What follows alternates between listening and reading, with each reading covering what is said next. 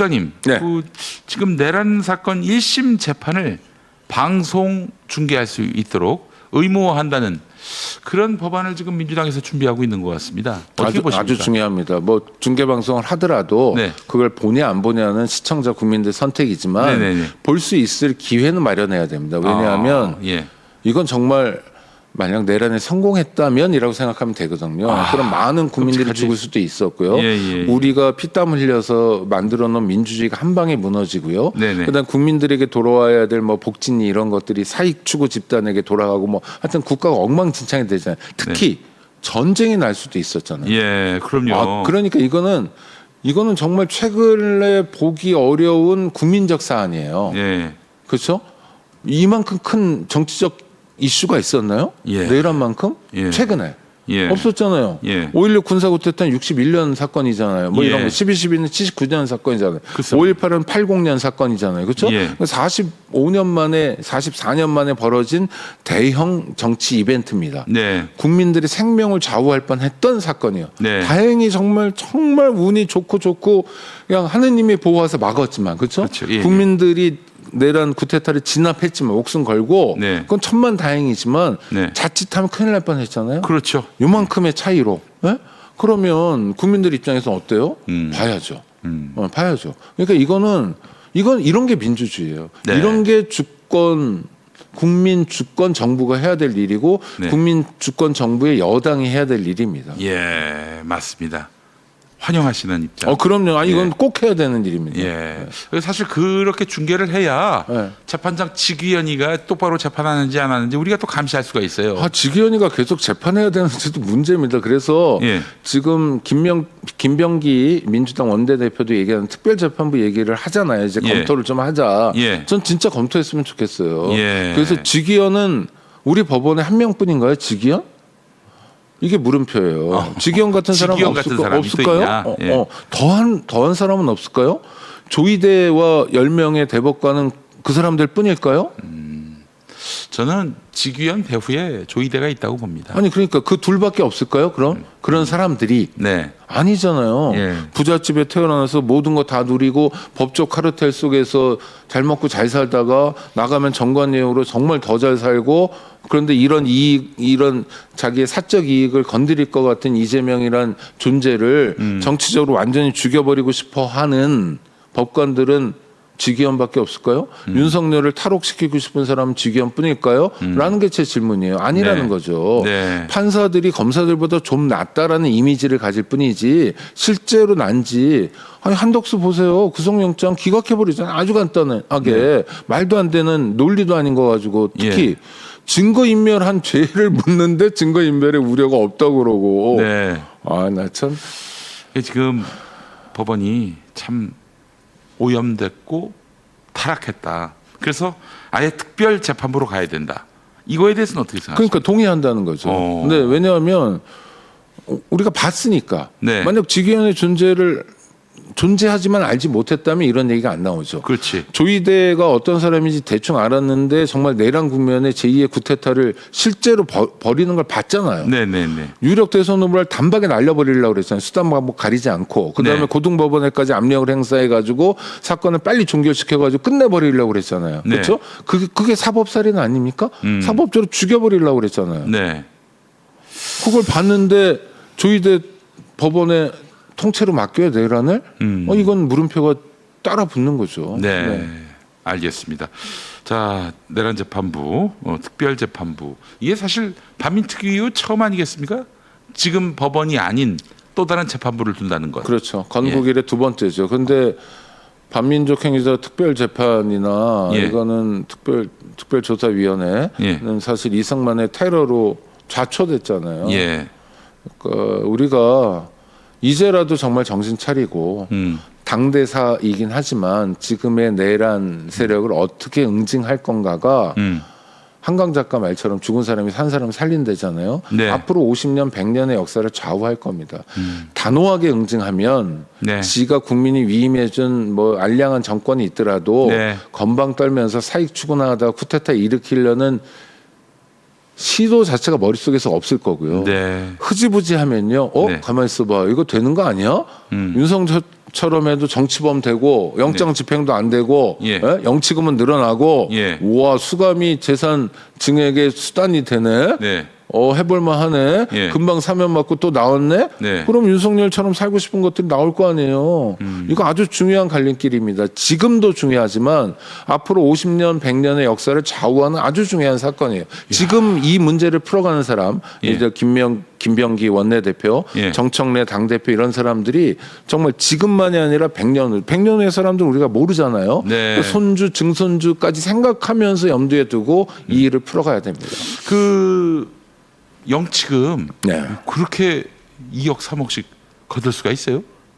아니, 입금은 자유니까요. 입금이 돼 있는 네. 거를 근데 가지고 있는 거는 뭐 400만 원인가만 가지고 있고 그 나머지는 다 빼가면 자기 통장으로 보내야 되죠. 네. 네. 그렇게 근데 어떤 분이 그거 압류 신청을 하고 막 그러더라고요. 김한매 씨라고. 아, 그래요? 네. 그래서 야 잘한다 야막 그런 말도 하고 그랬는데 아이 웃기는 거죠. 정말. 뭐 먹고 사나 했더니 그런 일 하는구나. 아니 그러니까 국민을 상대로 해서 끔찍한 범죄를 저지른 범죄자에게 영치금을 보내는 그 멘탈을 이해할 수가 없어요. 아무리 민주파가 미워도 그러니까 그분들도 윤어게인 이런 분들도 좀 넘지 않아야 될 선이 있었으면 좋겠어요. 제가 얼마 전에 저녁 먹고 나오다 윤어게인 집회하는 사람들 이렇게 봤어요. 지나가더라고 한 100명 정도가. 네. 그냥 정말 멍하니 보고 있었어요. 왜냐하면 멍하니 볼 수밖에 없어요. 사람들이 약간 광기 어려가지고.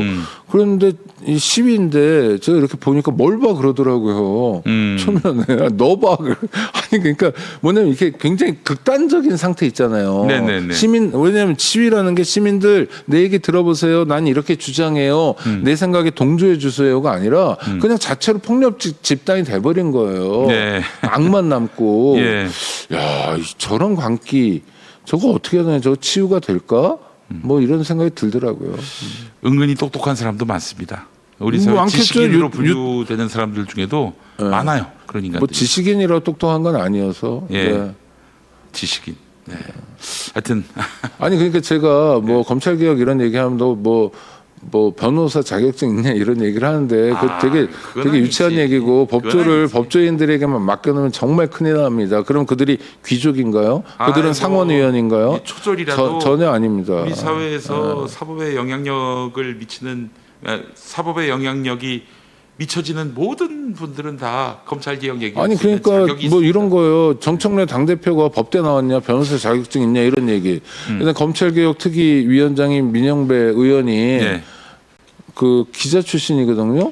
변호사 자격증 없는데 그걸 어떻게 논의할 수 있냐, 너가 뭐라 그래, 뭐 이런 거예요. 민영배 의원은 사회학 박사기도 해요. 근데 사회학 박사가 중요한 게 아니라 네. 검찰 개혁은 법조인들에게만 맡겨놓는 게 아니라 시민이 참여해서 그럼요. 민주주의 일반 원칙으로 풀어야 될 거예요. 예. 아니 검사들이 와서 아침부터 댓글 다는 것 같은데 그런 논리는 정말 잘못된 논리입니다.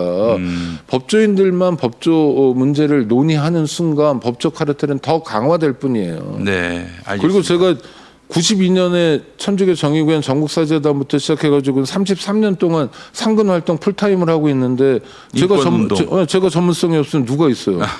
참네. 아니 뭐. 라는 생각도 듭니다. 예, 알겠습니다. 오 국장님 말씀 충분히 이해가 되고요. 자, 하여튼 뭐 검찰 개혁과 관련해서는 다 열어놓고 네. 얘기해 보자라는 게 또 이재명 대통령의 또 기조 아니겠습니까?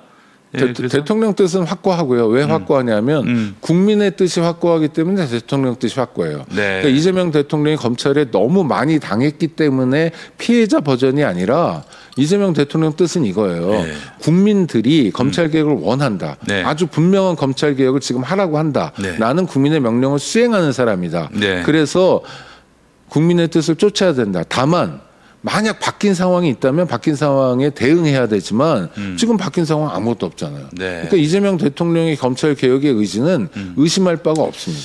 제가 조상호 변호사 나왔을 때도 한 말인데 사실 초기에 검찰 인사, 예, 그렇죠. 법무부 인사 그리고 대통령실에 그 사정 민정 관련한 라인, 네. 민정 관련한 인사들이 아주 정말 누가 보더라도 선명한 개혁 노선에 그 검찰 정치화를 그동안 반대해왔던 그 전면에 섰던 사람들이 포진됐다면은 아마 이런 논란 자체가 없었을 텐데 이 진정성이 의심받다 보니까 뭐 어느 것 하나도 쉽게 설득이 안 되고 신뢰가 안 되는 이런 부분이 있어요. 저는 이재명 대통령의 인사에 대해서는 불만이 전혀 없습니다. 그 대통령 인사권을 뭐 존중해야 된다는 차원이 아니라 네. 검찰은 어차피 해체해야 될 조직이잖아요. 네. 그러니까 민정 라인에 검찰 선배를 안 치고 네. 그다음 법무부 장관에도 이렇게 선명하지 않잖아요.